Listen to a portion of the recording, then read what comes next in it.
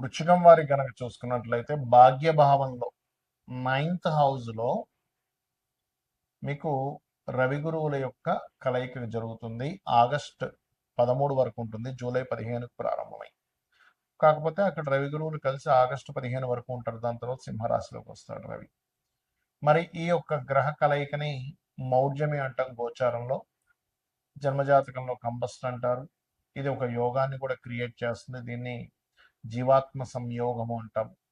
మరి దీనివల్ల కలిగే ఫలితాలు, ఏ దేవతారాధన చేసుకోవాలి, మీ జన్మజాతకంలో ఏదైనా గ్రహం కనుక కంబస్ట్లో ఉంటే ఎటువంటి ఫలితాలు వస్తాయి అనేటువంటి అంశాలు చెప్తుంది. నేనైనప్పటికీ చెప్పిస్తుంది సాక్షాత్ లలిత అమ్మవారిగా భావిస్తూ ఆ లలితాంబిక అమ్మవారి యొక్క అనుగ్రహం పరిపూర్ణంగా కలగాలని మనస్ఫూర్తిగా కోరుకుంటూ, ఇక్కడ 9వ భావం హైయర్ ఎడ్యుకేషన్ చెప్తుంది. మరియు 2, 5 అధిపతి అంటే ధనము, సంతానము లేదా ప్రేమ వ్యవహారాలు. ఈ పర్టికులర్ విషయాల్లో ఒక్కోసారి ఏదైనా మంత్రం తీసుకోవడం కూడా పంచమ స్థానంలో ఉంటుంది. కాబట్టి ఏదైనా ఒక మంత్రాన్ని తీసుకునేటప్పుడు అది సరైనదా కాదా, సరైన వ్యక్తుల దగ్గర తీసుకుంటున్నామా లేదా, ఉపనయనాది సంస్కారాలకు సంబంధించినవి అవి కూడా ఈ టైంలో చేసుకోకూడదు. సహజంగానే మౌఢ్యం ఉన్నప్పుడు చేయరు. అందులోనే ప్రత్యేకంగా మీకు 9వ స్థానంలో గురువు కనుక అస్తంగత్వ దోషంలోకి వెళ్ళినప్పుడు అసలు చేసుకోరు, గుర్తుపెట్టుకోండి. ఇక రెండవ విషయం ఏమిటి అని చెప్పి చూసుకున్నట్లయితే, ఇక్కడ ఈ ఈ యొక్క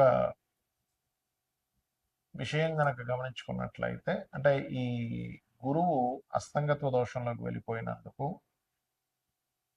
ధన పంచమాధిపతి అయినటువంటి గురువు కూడా అయినందుకు మీరు సంతానాన్ని పొందేటువంటి విషయంలో, షేర్ మార్కెట్ విషయాల్లో, బంగారం మీద ఇన్వెస్ట్మెంట్ చేసేటువంటి విషయంలో, పెద్ద మొత్తంలో ఎవరికైనా మనీని ట్రాన్స్ఫర్ చేసేటువంటి అంశాల్లో ఖచ్చితంగా జాగ్రత్తగా ఉండాలి. మరియు కాస్త గురువులతోని, తండ్రితోని తెలియని చిన్న చిన్న డిస్ప్యూట్స్ వస్తూ ఉంటాయి, గొడవలు అవుతూ ఉంటాయి. కాబట్టి ఈ విషయంలో చాలా జాగ్రత్తగా ఉండండి. ఇక మీరు నిత్యము చేయవలసింది కాలభైరవుడి యొక్క అష్టకం చేసుకోండి. ఇవాళ రేపు మనకు తెలుసు బ్యాంకింగ్ సంబంధంగా ఎన్నో ఫ్రాడ్స్ జరుగుతుంటాయి. ఎవరో వస్తారు, ఏదో డబ్బులు వేయాలంటారు, మీకు ఏదో స్కాన్ పంపిస్తుంటారు. ఇటువంటి విషయాల్లో చాలా జాగ్రత్తగా ఉండండి. రవి, గురువు, శుక్రుడు, కేతువు గ్రహాల దగ్గర దీపారాధన చేయండి, అన్ని విధాలు బాగుంటుంది. ఇక్కడ ఈ గోచారంలో రవి 8 degrees లోపల కనుక ఏదైనా గ్రహంలోకి వస్తే ఆ గ్రహాన్ని హస్తగతం చేసుకుంటాడు. ఎక్సెప్ట్ రాహువు, కేతువు ఆర్ బుధుడు కూడా కొంతవరకు ఎగ్జంప్షన్స్ ఉంటాయి. ఎందుకంటే బుద్ధికారకుడు బుధుడు ఎందుకు కనెక్ట్ అవ్వడం అంత అస్తంగత్వ దోషంలోకి వెళ్ళిపోలేడు రవితో. మిగతా గ్రహాలన్నీ కూడా అస్తంగత్వ దోషంలోకి వెళ్తాయి. ఒకవేళ మీ జన్మజాతకంలో గనక ఈ గ్రహస్థితి అస్తంగత్వ దోషంలోకి వెళ్ళినట్లయితే ఒక ఫలితాలు వస్తాయి. గోచారంలో సహజంగా ఇప్పుడు దీన్ని మౌఢ్యమి అని కూడా అంటూ ఉంటారు. మౌఢ్యమి సమయంలో ఏంటంటే గృహ ప్రవేశాలు, గృహ నిర్మాణాలు, వివాహాలు, లేకపోతే ఏదైనా కొత్తగా ఏదైనా పని, ఒక ఆఫీస్ పెడుతున్నాము, ఇటువంటివి చెయ్యరు సర్వసాధారణంగా. ఇంకా రెగ్యులర్గా పాటించేటువంటి, ఇప్పుడు రెగ్యులర్గా జాబ్ మారాలి, దానికి మౌఢ్యమితో సంబంధం లేదు, గుర్తుపెట్టుకోండి. కాబట్టి ఆల్రెడీ కన్స్ట్రక్షన్ నడుస్తున్నప్పుడు మీరు మధ్యలో మౌఢ్యమే నడుస్తుంది కదా అని ఆపాల్సిన పని లేదు. సో ఇవి ప్రధానంగా గుర్తుపెట్టుకోండి. అయితే ఈ మౌఢ్యమి యొక్క ప్రభావం తగ్గడానికి అందరూ కూడా సూర్య నమస్కారాలు చేసుకోవడం మంచిది. అయితే ఇక్కడ మీ పర్సనల్ చార్ట్లో కనుక మిగతా గ్రహాలు ఏవైనా మౌఢ్యమి దోషంలో ఉంటే ఏమిటి? సర్వసాధారణంగా మౌఢ్యమి దోషంలో మొట్టమొదటిగా మనం చూసుకుంటే చంద్రుడు అమావాస్య సమయంలో రవికి దగ్గరగా ఉంటాడు.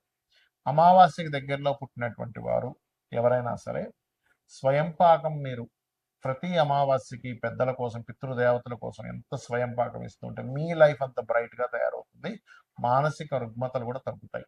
ఎందుకంటే చంద్రమా మనసో జాతః అంటారు. కాబట్టి చంద్రుడికి సంబంధించినటువంటి ఆ బలం అనేటువంటిది పెరగడం జరుగుతుంది. ఇక రెండవది, కొన్నిసార్లు కుజుడు చాలా క్లోజ్ కంజంక్షన్లో ఉంటాడు. అయితే కుజుడు రవి కలిసి ఉన్నప్పుడు ఏంటంటే సర్వసాధారణంగా కొంచెం హైపర్గా ఉండడం, మనుషులు ఇట్లాంటివి జరుగుతూ ఉంటాయి.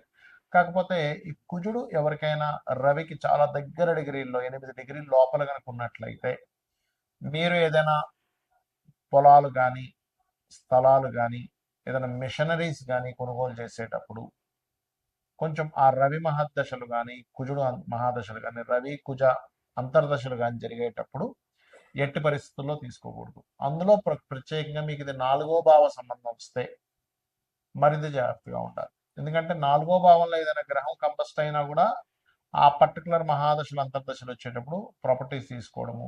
అయితే ఇక్కడ గ్రహం బట్టి కూడా ఉంటుంది. ఇప్పుడు చతుర్థ స్థానంలో బుధుడు కంబస్ట్ అయ్యాడు, అంటే బుధుడు పెద్దగా కవ్వడం చెప్పాను. శుక్రుడు అయ్యాడు ఉదాహరణకి, అప్పుడు గృహ నిర్మాణం చేస్తున్నాం, లేదా ఫ్యాషన్ రిలేటెడ్ సంబంధించింది ఏదైనా మీరు కోర్స్ చేస్తున్నారు, అది అప్పుడు ఇబ్బంది అనమాట. ఆ రకంగా ఒక్కొక్క గ్రహం కనుక చూసుకున్నట్లయితే బుధుడైతే ఎలాగో అవ్వడం చెప్పుకున్నాము. గురువు కనుక కంబస్ట్ అయ్యాడు ఎవరికైనా, అప్పుడు అది పర్టికులర్గా పంచమ స్థానంలో కంబస్ట్ అయ్యాడు. ఆ టైంలో మీరు ఐవీఐలు ఐయుఐలు ఐవీఎఫ్లు ఇలాంటివి చేయించుకుంటున్నారు, సంతానం కలగకపోతే చేయించుకుంటుంటారు చాలామంది. సో అలాంటివి మీకు మహాదశ అంతర్దశ అంటే రవి అంతర్దశ లేదా రవి మహాదశ, గురు అంతర్దశ గురు మహాదశలు నడిచేటప్పుడు ఏమవుతుందంటే సంతానం విషయంలో మీరు వెచ్చించినటువంటి మనీ కానివ్వండి, పడినటువంటి శ్రమ కానివ్వండి, పాపం అక్కడ ఫ్రూట్ఫుల్ అవ్వకుండా ఉంటుంది. సో గురువు కనుక ఇలా అయినప్పుడు మంత్ర సాధన చేసేవాళ్ళు, ఇంకొంతమంది పాపం గురువు కంబస్ట్లో ఉన్నప్పుడు తెలియక ఆ పర్టికులర్ టైంలో ఉపనయనాది సంస్కారాలు కూడా చేస్తూ ఉంటారు. పర్టికులర్గా ఈ యొక్క గురువు మౌఢ్యంలో ఉన్నప్పుడు ఉపనయనాది సంస్కారాలు కూడా చెయ్యరు, ఎందుకంటే గురువు యొక్క దృష్టి భూమి మీద రవి యొక్క అస్తంగత్వ దోషం మౌఢ్యమి దోషం వల్ల పడట్లేదు, ఆ కిరణాలు పడనప్పుడు అది వేస్ట్ అవుతుంది.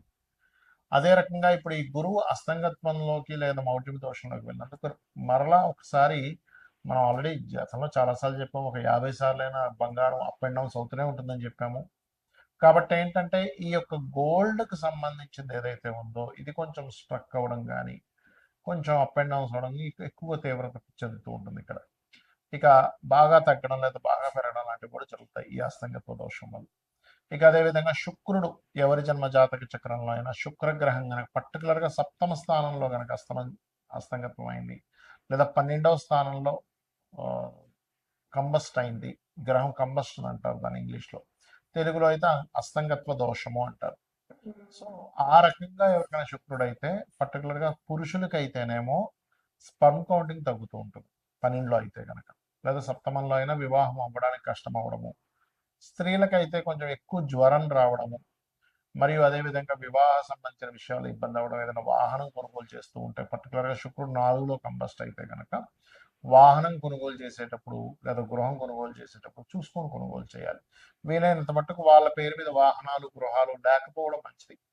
ఉదాహరణకు చతుర్థంలో కేతు ఉన్న, చతుర్థ స్థానం పాడైనా, చతుర్థాధిపతి పాడైనా వాళ్ళ యొక్క జీవితంలో వాళ్ళ పేరు మీద వాహనం కానీ గృహం కానీ తీసుకోకుండా ఉంటే వాళ్ళకి చాలా బాగా కలిసి వస్తుంది. అంటే వాళ్ళ జీవిత భాగస్వామి పేరు మీద వాళ్ళ పిల్లల పేర్ల మీద తీసుకోవాలి. అదేవిధంగా శని కనుక బాగా క్లోజ్ కంజంక్షన్స్లో కనుక వెళ్ళిపోయి ఇంకొక పాపగ్రహం కూడా యాడ్ అయితే తల్లిదండ్రులు అంటే తండ్రికి కొడుక్కి వచ్చేటువంటి ఇవి ఇబ్బందులు ఎక్కువ ఎదురవుతూ ఉంటాయి, గుర్తుపెట్టుకోండి, అదొకటి. అదేవిధంగా ఇప్పుడు రాహుకేతువులకైతే అస్తంగత్వ దోషం ఉండదని చెప్పుకున్నాం. కాకపోతే రాహుకేతువుల దగ్గరికి ఎప్పుడైనా రవి ముఖ్యంగా రాహు దగ్గరికి వెళ్ళినా, లేదా చంద్రుడు రాహు దగ్గరికి వెళ్ళినా రవి చంద్రులు ఇద్దరు పాడవుతుంటారు. కాబట్టి అప్పుడు ఏం చేయాలి, రాహుకి రెమెడీ చేసుకుంటుండాలి. రాహుగ్రహానికంటే దుర్గాదేవి ఆరాధన చేసుకోవడము, మినుములు దానంగా ఇవ్వడము, గారెలు నైవేద్యంగా పెట్టడము, బెల్లపు ఉండలు ఒక 4 ఉండలు గోవుకు తినిపించడం, ఇవి చేస్తూ ఉండాలి. అప్పుడు ఖచ్చితంగా వారికి ఆ దోష పరిహారం అనేటువంటి జరుగుతుంది. రావి చెట్టు చుట్టూ ప్రదక్షిణాలు చేస్తూ వాటి మీద సర్ప ప్రతిష్ఠ చేసిన, అంటే సర్పాలు అక్కడ ఉంటాయి ప్రతిష్ఠ చేసిన వాటి మీద పసుపు కుంకుమ గంధం కలిపి నీటిని వేయండి, అన్ని విధాలా మీకు బాగుంటుంది. శ్రీమాత్రే.